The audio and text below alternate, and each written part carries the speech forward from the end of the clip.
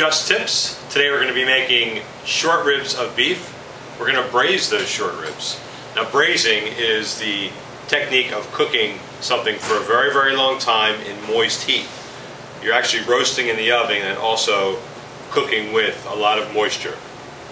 We do this dish at the restaurant in the winter months. It's a very, very popular item. January, February, when it's a really, really cold day out, there's nothing like good, hot, short ribs. Nice, good comfort food as they call it.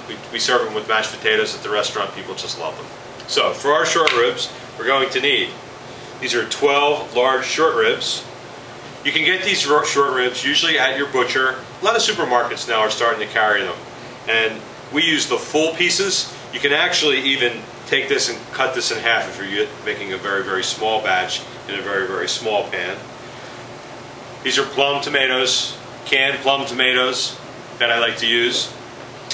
Fresh garlic, chopped onion, celery and carrot, salt and pepper of course, and some red wine. We use the red wine and tomato, they're acids, to break down the meat fibers. The acids plus the long cooking will make the short ribs very, very moist and very, very tender. Now I use my large copper brazier. I understand that many of you are not going to have a pot this big. I obviously have a large pot that I use in the restaurant, but all the things I use, all the ingredients I use in this recipe can easily be combined and made into a smaller batch. No problem at all, okay? And it'll translate. If you want to make the things into smaller batches, this recipe works really, really great. You can look at the recipe. We'll have that online at www.JustEatbyBrownGold.com. Has a lot of information about our restaurant, about our menu, about our hours, directions. We even give you directions from Paris to our restaurant. So I have my large brazier, and this is such an easy recipe to do. Okay, basically I'm just going to take my short ribs, put them in my large pot. Hopefully I don't get lost in this pot. You can just really get lost sometimes. I'm going to make one layer in the bottom of the pot. Okay, easy. I have my chopped onion. This is 2 onions that I've chopped. Now you'll notice I've chopped the pieces very, very big, and I like to do that because I'm thinking about the final dish.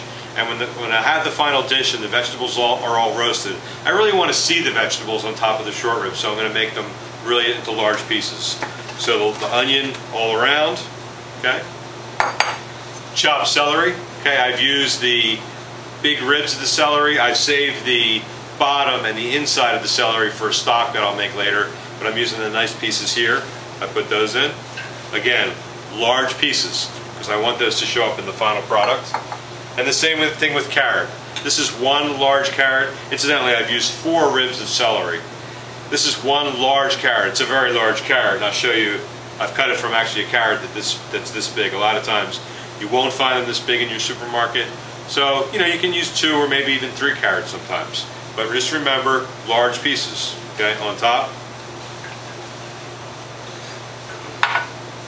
These are whole cloves of garlic. I'm going to put in a lot of garlic. I really like a lot of garlic in my short ribs.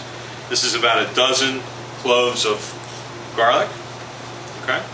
A little bit of salt and pepper. Now, the adage with salt and pepper when you're doing a long braising dish is don't add a lot of salt and pepper at the onset, because you really want to taste the salt and pepper in the final stages of cooking. That's when you really want to adjust for salt and pepper. But for right now, I'm going to season a little salt. 4 tablespoons, 2 tablespoons of ground black pepper. I always like to use fresh. Please always use fresh black pepper. Okay. Now some red wine. 3 cups of red wine for the amount of short ribs that I'm using. And you know, people say, you know, don't use a great red wine. Use a great red wine. Just use whatever red wine you have lying around the house. It's fine. It's not going to really affect the taste of the dish too much. It's okay.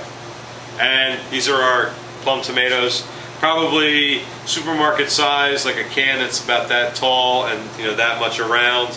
I would say probably for this whole thing, probably 3 cans of plum tomatoes with their juice. Always like to use the juice. Last ingredient to go into this beautiful pot is 2½ cups of water. Let's put the water in. Mix the ingredients together just a little bit, just to distribute the tomatoes, just to get the vegetables kind of moving around a little bit. I'm going to roast this in a 350-degree oven for 3 hours, turning the ribs every half hour just for some even brownness.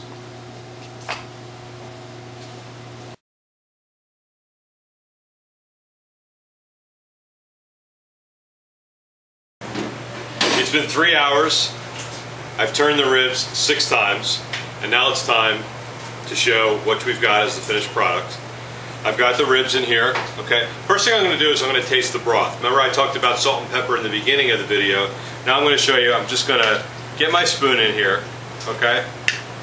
Take a little bit of the broth, give a little taste.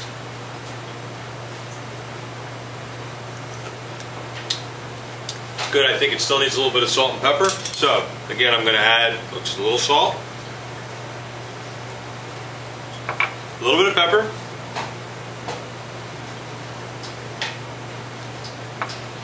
next very important thing to remember.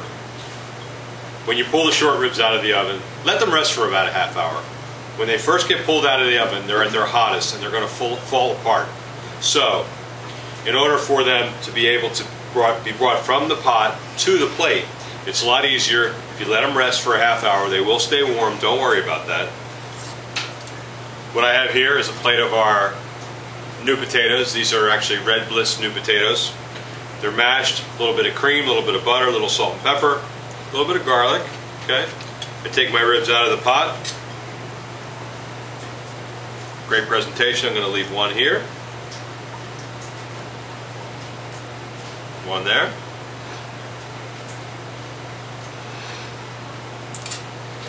Get my spoon. Some of the vegetable on top. Here's where those big pieces of vegetable really pay off. They look really beautiful on the plate. And a little bit of the gravy all over the plate. Just going to get enough gravy just to saturate the ribs a little bit on the plate. I'm going to go a little wipe. I'm going to use my apron right now, a little chef's trick, but you guys can use a towel, a dish towel, something like that. And voila, the final product. Short ribs, braised vegetables, great gravy. Enjoy. Great wintertime dish.